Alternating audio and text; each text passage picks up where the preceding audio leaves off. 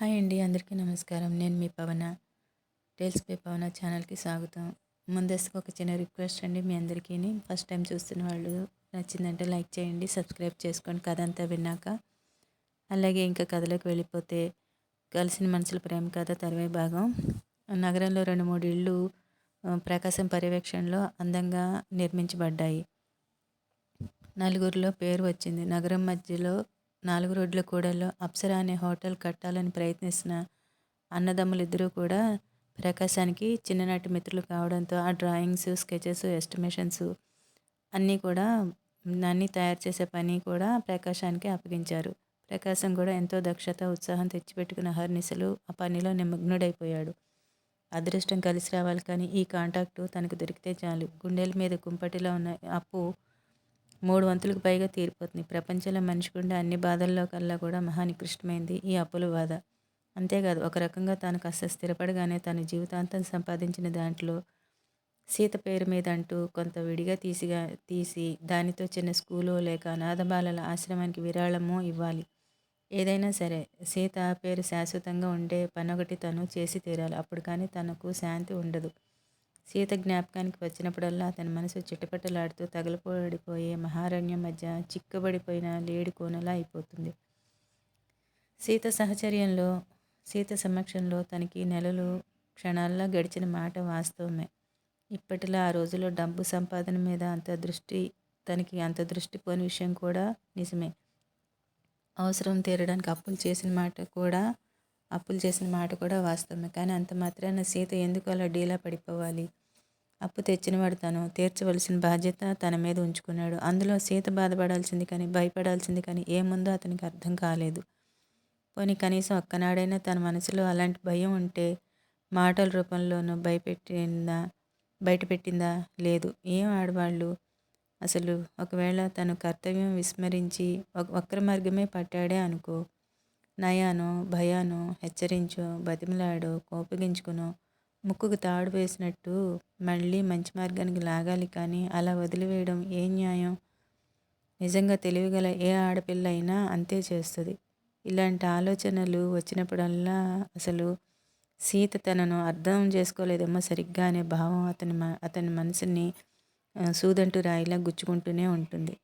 తనను అసమర్థుడైన భర్తగా భావించి 2 పిల్లలతో ఇంత అప్పుతో ఈ సంసారం ఎలా ఈదాడమా అని భయపడి సీత ఆత్మహత్య చేసుకుందని కఠోర సత్యం స్ఫురించినప్పుడల్లా అతను తట్టుకోలేకుండా ఉంటాడు.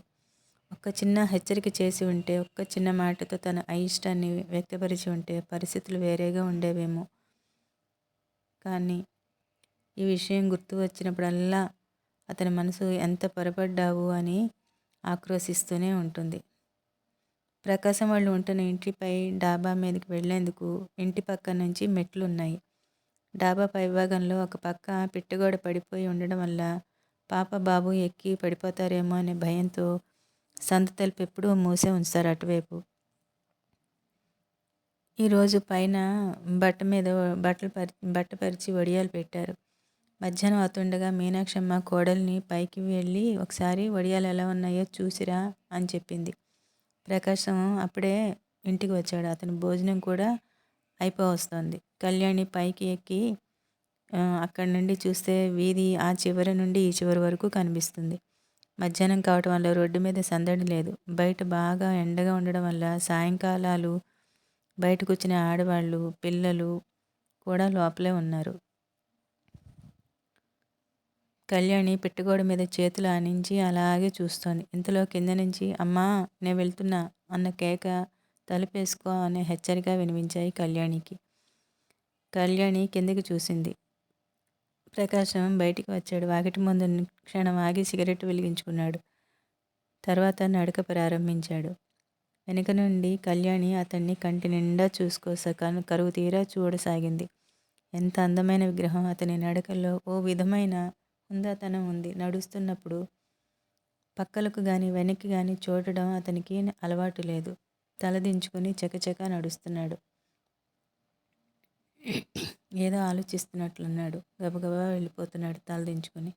క్రమక్రమంగా దూరమై సందు తిరిగి అదృశ్యమైపోయిన అతన్ని చూస్తూ చాలాసేపు అక్కడే నిలబడిపోయింది కళ్యాణి. అతను తన భర్త. భర్త అని అంతా అంటారు. తన హృదయం కూడా పులకరింతతో ఆ మాట గుర్తు చేసుకుని పొంగిపోతోంది. కానీ అతని మనసులో ఆ ఊహే ఉన్నట్లు తోచదు. వచ్చి ఇన్నాళ్ళైంది, ఒక్కనాడు పలకరించలేదు. కళ్యాణి గుండెల్ని చీల్చుకుంటూ గాఢమైన నిట్టూర్పు బయటికి వచ్చింది. ఎలా పలకరిస్తాడు? ఒకవేళ పలకరించినా అతని మనసును, దృష్టిని ఆకట్టుకునేటట్లు 2 మాటలైనా తను మాట్లాడలేదు. అతను అన్నానికి కూర్చున్నప్పుడు పిల్లల విషయాలు ఏమైనా చెప్పాలని, రాత్రివేళ అతను అలసిపోయి వచ్చి నీరసంగా పడుకున్నప్పుడు దగ్గర కూర్చుని సేద తీర్చే చల్లటి మాటలు 2 పలకాలని ఏవేవో పిచ్చి ఊహలు. కళ్యాణి ఆంతర్యం నిండా పిల్ల చేపల్లా ఎగిరెగిరి పడతాయి. పెట్టుగోడకి ఆనుకొని నిలబడిన కళ్యాణి దృష్టి ఆకాశం వైపుకు తిరిగింది. నీలాకాశంలో తెల్లటి మబ్బులు కొల్లలుగా సాగిపోతున్నాయి. నల్లటి పక్షులేవో 2 జంటగా దూరం నుంచి రెక్కలూపుకుంటూ ఎగిరి వచ్చి కళ్యాణి పైగా సాగిపోయినాయి. భగవాన్, నాకు ఈ మొగతనం ఎందుకు పెట్టావు? పెట్టిన దానికి ఆలోచన శక్తిని ఎందుకు ఇచ్చావు? ప్రకాశాన్ని భర్తగా పొందినందుకు అందరూ నన్ను అదృష్టవంతురాలని పొగుడుతారు. కానీ నా దురదృష్టం సంగతి వాళ్ళకి ఏం తెలుస్తుంది?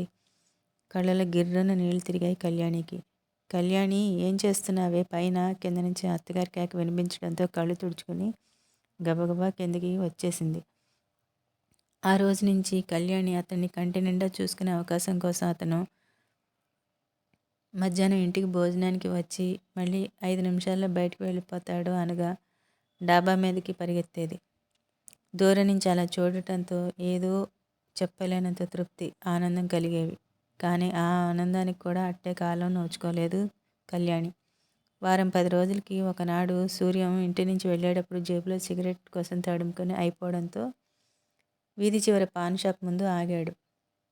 షాప్లో ఉన్న 18-20 సంవత్సరాల కుర్రాడు కూని రాగాలు తీస్తూ షాప్లో నుంచి వంగి వంగి దూరంగా చూస్తూ సిగరెట్ పెట్టే ఇచ్చాడు. అరే, నేను చెప్పిన బ్రాండ్ ఇది కాదు అన్నాడు ప్రకాశం తిరిగి ఇచ్చేస్తూ. ఓ, వాడు ఆ పెట్టి తీసుకుని ప్రకాశం అడిగిన బ్రాండు ఇచ్చి మళ్ళీ తల వంచి చూస్తున్నాడు. చిల్లర తక్కువ ఇచ్చావు అన్నాడు మళ్ళీ ప్రకాశం. ఈసారి వాడు విసుగ్గా మొహం పెట్టి చిల్లర మళ్ళీ ఇచ్చాడు. లెక్కపెట్టి ఓపిక లేక ఎంత సార్ అన్నాడు. ప్రకాశం చెప్పిందంతా గల్లాపెట్లోంచి తీసి ఇచ్చేశాడు. వాడు చూపులు ఇక్కడ లేవు. ప్రకాశం మళ్ళీ లెక్కపెట్టి చూస్తే తనదే పొరపాటని, వాడు సరిగ్గానే లెక్కగట్టి ఇచ్చాడని తెలిసింది. నువ్వు సరిగ్గానే ఇచ్చావు, నాదే పొరపాటు, ఇదిగో తీసుకో అన్నాడు ప్రకాశం. ఇలా ఇవ్వండి. వాడు ప్రకాశం వైపు చూడకుండానే చేయి చాచాడు. ప్రకాశం వాడిని ఎంతగా ఆకట్టుకున్నది ఏమిటా అని కుతూహలంగా తను కూడా వంగి అతను చూసిన వైపు చూశాడు. వెంటనే గతుక్కుమన్నాడు. అక్కడ డాబా మీద కళ్యాణి నిలబడి ఇటే చూస్తోంది. తను తల వంచి చూడగానే గిరుక్కుని వెనక్కి తిరిగి వెళ్ళిపోయింది. ప్రకాశం కనుబొమ్మలు ముడుచుకున్నాయి. మొహంలో క్రోధరేఖలు తొంగి చూశాయి. అప్పుడే ఇంటికి వెళ్ళి కళ్యాణిని 2 చీవాట్లు వేయాలనిపించింది. కానీ టైం అయిపోవడం వల్ల వెళ్ళిపోయాడు. సాయంత్రం ఇంటికి వచ్చినప్పుడు రోజు కంటే అతను అలసటగా ఉన్నా ఈ విషయం మాత్రం మరిచిపోలేదు. తల్లిని పిలిచి మధ్యాహ్నం తను చూసిన సంగతి చెప్పాడు. అంత మధ్యాహ్నం వేళ కళ్యాణికి డాబా మీద ఏం పని ఉంది? వెళ్ళిందో అడుగు అన్నాడు కఠినంగా. మీనాక్షమ్మ కొడుకు చెప్పగానే తెల్లబోయింది. ఆవిడికి చాలా కోపం వచ్చింది. ఏం పని ఉందని పైకి వెళ్ళావే నువ్వు అంటూ నిగ్గదీసింది. ఏం చెబుతుంది? ఎవరిని చూడడానికి వెళ్ళానని చెబుతుంది. కళ్యాణి మాట్లాడలేదు. ఆ మౌనాన్ని తప్పు చేసినట్లుగా ఉంచుకున్న తలని చూసి తల్లి కొడుకులిద్దరూ ఇంకొక రకంగా అర్థం చేసుకున్నారు. కొడుకు వెళ్ళిపోయిన తర్వాత మీనాక్షమ్మ కళ్యాణి దగ్గరగా వచ్చి, ఈ రోజు నుంచి నేను చెబితే తప్ప నువ్వు పైకి వెళ్ళొద్దు, వెళ్ళావంటే బాగుండదు అంది. కళ్యాణి ఇంక వెళ్ళలేదు పైకి. 1-2 సార్లు మీనాక్షమ్మ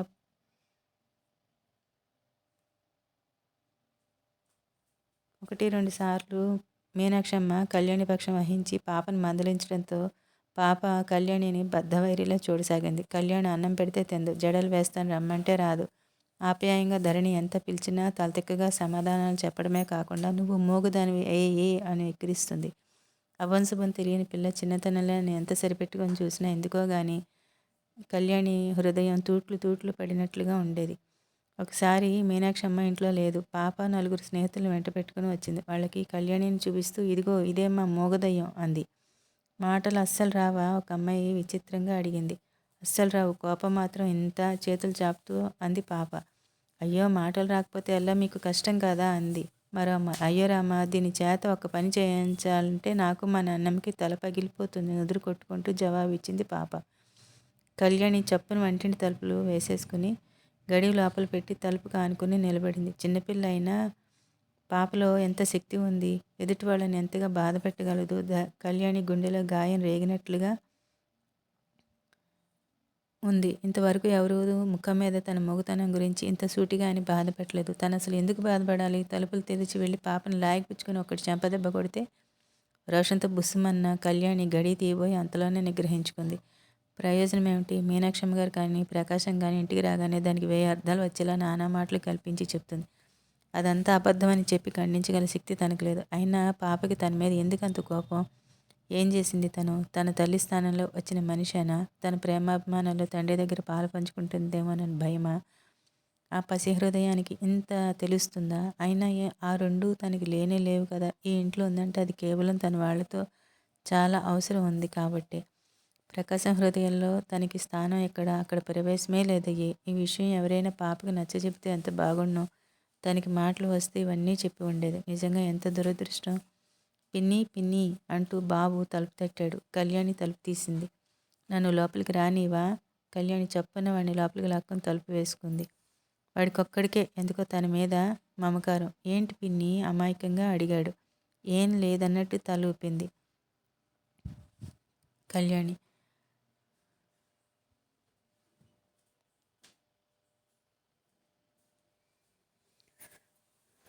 ఏడుస్తున్నావా?